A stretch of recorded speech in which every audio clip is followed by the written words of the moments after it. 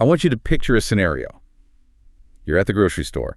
It's Tuesday, 6:00 p.m. The worst time. The absolute worst. And you pick the line that looks the shortest. You're feeling good about this choice. But then the person in front of you pulls out a checkbook. Oh, no. Or the cashier has to call a manager for a price check on a singular kiwi. And you watch in slow motion as the line next to you, the one you didn't pick, just breezes by. That is such a universal human experience. And the feeling that comes with it, it isn't just annoyance, it's helplessness. Helplessness, rage, the sudden urge to abandon your cart and live in the woods. But here's the question. Is that just bad luck? Or is the universe actually conspiring against you? Well, if by universe you mean math, then yes. Today, we are looking at the hidden physics of why things take so long, why projects fail, and why you always feel busy but never ever feel done. We're deep diving into a stack of reflection papers from a course called Strategic Operations Management, MBA 514. And I know. Operations management sounds like the driest possible topic. You hear that and you just think of conveyor belts and guys in hard hats holding clipboards. That was my exact assumption. I opened this file expecting a bunch of factory managers talking about widgets. But that is not who is in this class. We have a barista, a clinical lab director, a financial planner, a tribal gaming commissioner. And we even have a mom helping her daughter open a tattoo parlor. Which is just amazing. So the mission today is to take the lessons these students learned about bottlenecks, queuing theory, and forecasting, and see how they apply to, everything else. Exactly. Because it turns out the same math that governs a factory floor also governs your retirement plan. And your wait time for a latte. That's really the core realization these students had. Operations isn't a job title, it's a lens. And once you put the glasses on, you can't take them off. You start seeing the why behind all the chaos. Okay, so let's start with what seems to be the biggest mindset shift. Almost every single paper mentioned this move from task thinking to systems thinking. Right. Most of us operate in task mode. You have a to-do list, you cross things off. If you cross off a lot of things, you feel like you had a good day. Brian Aloisi had a great reflection on this. He talked about how he used to see his job as just a series of isolated units. Yeah, separate buckets, staffing here, accounting over there, scheduling somewhere else. And the shift for Brian, and also for Alicia Stevenson, was realizing that those buckets have holes in them and they leak into each other. You can't maximize one without messing up another. Which is what we call local optimization versus global optimization. Okay, decode that for me. So imagine you're running a hospital. You decide, I want to be super efficient at checking patients in. So you hire 3 really fast intake coordinators. You are now checking people in at record speeds. You're optimizing the front desk. That sounds like a win. The boss should be happy. You'd think so. But you didn't hire any more doctors or nurses in the back. So now you've just moved the line. Instead of waiting in their cars or at home, you have a waiting room that is physically overflowing with angry, sick people. You optimized the local part, the front desk, but you broke the global system. So efficiency in one place can actually be sabotage in another. Precisely. Brian makes this great distinction between being busy and being effective. You can be running around sweating, fixing problems, feeling like a hero. But if you're just managing a bottleneck you created, you aren't actually adding any value. This brings us to the money side of things. Marie Beaulieu works at Nordstrom, and she applied this to retail staffing. Now, as a customer, my logic is simple. More staff is better. Of course. I hate hunting for a salesperson. If there are 10 people standing around, I get help instantly. That's good service. It is good service for you, but it might be suicide for the business. Marie talks about contribution margin. It's one of those MBA buzzwords. What are we actually talking about there? Think of it simply. You sell a shirt for $100. The shirt costs you $40 to buy from the manufacturer. So you have $60 left. That's your margin. Okay, I follow. But out of that $60, you have to pay the rent, the lights, and, the salesperson standing there. Right. If you have 10 salespeople standing around and you only sell one shirt, the cost of those 10 people eating lunch and getting paid hourly completely destroys that $60 margin. You actually lose money on the sale. So it's a balancing act. It's a tension. Marie realized that understaffing saves money on wages, but it kills your conversion rate. People just walk out because they can't find help. But overstaffing kills your margin. Exactly. Operations is about finding the mathematical sweet spot where you aren't lighting money on fire in either direction. Speaking of people walking out, let's talk about the science of waiting. Queuing theory. My favorite topic. Is it? Because I feel like queuing theory is just a fancy way of saying standing in line sucks. It is, but it explains why it sucks in a way you can measure. It treats the line as a mathematical relationship between how fast people arrive and how fast they get served. And Jasmine Howard gave us a perfect real-world example of this. She's a barista, and she noticed something that drives me crazy. Oh, I think I know where this is going. You're in a drive-through with 2 lanes. Yeah. You pick lane 2, and lane 1 moves twice as fast. And you sit there stewing, thinking the barista at window 2 is just slow or lazy. Exactly. I'm totally judging their work ethic. But Jasmine looked at the actual process map, and it turned out the person at window 2 had a totally different set of tasks. They had to restock cups or grab pastries that were further away. The service rate was mathematically slower because of the process design, not the person. So the system was rigged against window 2 from the start. Yes. And because of that, Jasmine noticed a spike in balking. Balking. It's the technical term for when a customer sees the line, does that quick mental math on the wait time, and just drives away. That is invisible lost revenue. Totally invisible. You don't see it on the spreadsheet because the transaction never happened. But the bottleneck at window 2 was literally repelling money. That's wild. But the stakes get even higher when we leave the coffee shop and go to the hospital. Sarah Rose is the clinical lab director. This is the part of the reading that really stressed me out. It should. Sarah deals with turnaround time. How fast can you get a test result back to a doctor? And her initial thought was, the standard manager thought, we are too slow, so we need to work harder. We need to fill every unforgiving second with work. Right. She wanted 100% utilization. She wanted her staff and her machines running flat out. Which, I mean, if I'm paying for the machine, I want it working. Right. That makes intuitive sense. If I pay for a factory, I want the factory running. But in queuing theory, 100% utilization is a catastrophe. A catastrophe. Think about a highway. If the highway is at 100% capacity bumper to bumper, every inch taken, what happens if one person taps their brakes? Gridlock. Everything just stops. 4 hours, because there is no slack in the system to absorb the shock. Sarah realized that by pushing for 100% utilization in the lab, she was creating a system where one tiny glitch, a difficult sample, a machine needing a restart, caused wait times to explode. Trent Snyder mentioned this too. He talked about the curve. The hockey stick curve.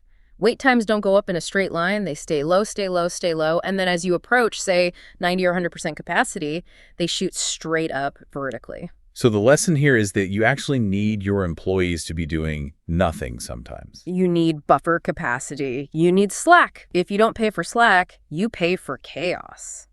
Sarah realized she had to batch samples and schedule downtime so they could absorb the surges without the whole lab crashing. I feel like there's a life lesson in there. If you schedule your day back-to-back with the meetings from 9 to 5. Then one meeting running 5 minutes late destroys your entire afternoon. You're running at 100% utilization. You have designed a system that is guaranteed to fail. Okay, so we can't pack our schedules. But how do we know what's coming? That leads us to forecasting. Or as Crane put it in their paper, risk management. I like that framing. Because usually when I hear forecast, I think of the weatherman being wrong. And businesses are wrong all the time. But Crane's point, and this is so crucial, is that a forecast isn't about predicting the future perfectly. It's about preparing for the cost of being wrong. Explain that. If you guess that you're going to sell 1,000 units and you sell 1,200, you have a shortage. If you sell 800, you have surplus inventory. Both of those scenarios cost you money. Forecasting is about balancing those risks. Kelsey Kerning works in a pharmacy. For her, forecasting is about flu season. Right, and think about the consequence of error there. If she underestimates the spike in flu shots, she doesn't schedule enough pharmacists. And now you have a queue of sick, angry people. Exactly. The cost isn't just lost money, it's lost trust and burned out staff. And then you have Jackie Kishpaw, who works in accessible tourism. This was a really unique application. Oh, I love this one. She uses forecasting to predict the specific needs of travelers with disabilities. This isn't just about revenue, though. No, it's about operational empathy. If she can forecast that, next week we will likely have 3 guests who need wheelchair ramps and 2 who need visual guides. She can have those ready. If she doesn't forecast, she's reacting. And reactive is always expensive. It's panic. It's scrambling to find a ramp while the guest waits. Forecasting allows you to remove the barrier before the person even arrives. Don Prescott took this into finance. He notes that financial planning is really just forecasting your life. But he said something interesting about trend lines. He pointed out that people assume life is a straight line. I spend $5,000 a month, but life is variable. The car breaks down, you get sick, inflation spikes. Don uses forecasting models to show clients the variance. So it's not about, will I have enough money if everything goes perfectly? It's, will I have enough money if things go weird? It's stress testing your future. Now, speaking of the future, there is one thing we always get wrong: how long it takes to learn something new. The learning curve. This is a concept that sounds so obvious, practice makes perfect, but businesses constantly fail to budget for it. Jasmine, our barista friend, had a personal story about this that was terrifying. She needed spinal surgery. Yeah, this just stops you in your tracks. She was quoted 5 hours for the surgery, but she found a surgeon who said he could do it in 3. My immediate reaction would be, whoa, slow down. I don't want the express lane for my spine. That's the natural reaction. But the 3-hour surgeon wasn't rushing. He was just further down the learning curve. He had done the procedure so many times that his movements were efficient. He wasn't thinking about the steps. He was just executing. So in this case, speed actually equals safety. Usually, yes. Jasmine actually says she now looks for doctors who are near the limit of the learning curve, meaning they've sort of plateaued at peak efficiency. But Aaron McDonald and Crane pointed out the business trap here. Companies launch a new product or a new software, and they budget as if everyone is already the 3-hour surgeon. That's the cost of new. If you assume your team will be running at 100% speed on day 1, you are going to blow your budget. You have to pay for the clumsiness, you have to pay for the time it takes to figure things out. And if you don't, you end up like the organization Eldon Miller works for. He's a tribal gaming commissioner. This story is the perfect example of waste. So his tribe was hiring a CEO. Big job, Eldon applies, and the website is a disaster. Tiny text boxes, you can't upload your resume properly, it times out on you. It was an obstacle course. And the worst part, he says it was a known issue, everyone knew it was broken, but they just shrugged and said, it's annoying, but we live with it. In operations, and specifically in Six Sigma, we call that waste. The organization thought it cost too much to fix the website, but they weren't calculating the cost of the talent they were losing. How many great CEOs tried to apply, got frustrated, and just quit halfway through? That's the hidden cost. Eldon used a framework called DMAIC to fix this. DMAIC. Define, measure, analyze, improve, control. It's the core of Six Sigma. Basically, it's a structured way to stop saying it is what it is and start saying, how do we fix the root cause? He realized that fixing the website was cheap. Losing a great CEO was incredibly expensive. He shifted the whole perspective from cost of repair to cost of lost opportunity. Okay, we've covered a lot of business, but my favorite part of this stack is when the students took these concepts home, because apparently you can operationally manage your family. You absolutely can, and it might just save your sanity. Let's talk about Deanna Granacki. She helped her daughter open a tattoo business. And this is where art meets math. Most people opening a tattoo shop worry about the designs, the vibe. Deanna worried about opacity planning. She did the math on the chair. Literally, you have one chair, you have one artist. A tattoo takes X hours. There is a hard physical limit on how much money you can make in a day. Right. If you buy expensive equipment that requires you to tattoo 20 people a day to break even, but you can only physically tattoo 5, you are out of business before you start. That's a sobering realization. But she also used this for her own retirement. And she used a concept called time value of money. This is crucial for anyone listening who is thinking about pensions or Social Security. So her choice was retire at 62 and get a smaller monthly check, or wait until 65 and get a bigger check. Conventional wisdom says wait for the big check. But Deanna did the break-even analysis. She calculated that if she took the money early, she would have that cash now. Liquidity. She could invest it or spend it on travel while she's healthy. She calculated how long she would have to live to make the waiting worth it. And often that break-even point is something like 85 years old. She realized that having the freedom and the cash at 62 was mathematically more valuable to her than a slightly larger number on a check at 65. She put a dollar value on her time and freedom. That's what operations does. It quantifies the intangible. We saw that with student 2 in house buying, right? Using net present value. NPV. It's a way of calculating what future money is worth today. So instead of just panicking about the mortgage payment, they looked at the house as an asset over 30 years. It turned an emotional, scary decision into a math problem. And when it's a math problem, it's solvable. Exactly. It removes the fear. So we've gone from the grocery store line to the tattoo chair to the retirement plan. If we boil this all down, what's the big takeaway?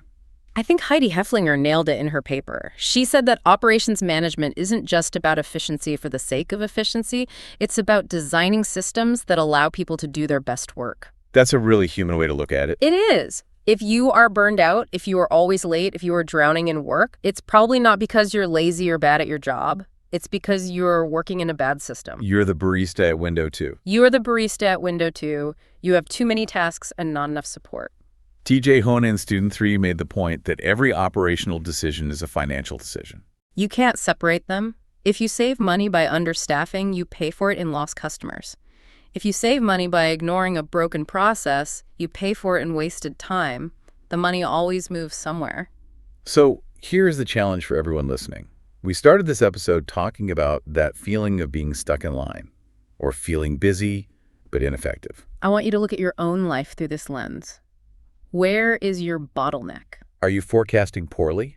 Are you promising to do things in an hour that you know actually take 3? Are you running at 100% utilization with zero slack, so every minor inconvenience completely ruins your day? Or do you have a known issue, like a broken dishwasher or a messy filing system, that you're just living with, even though it drains your energy every single day? Stop accepting the waste. Define it, measure it, and fix it. It's not just life. It's operations. Thanks for deep diving with us. See you next time.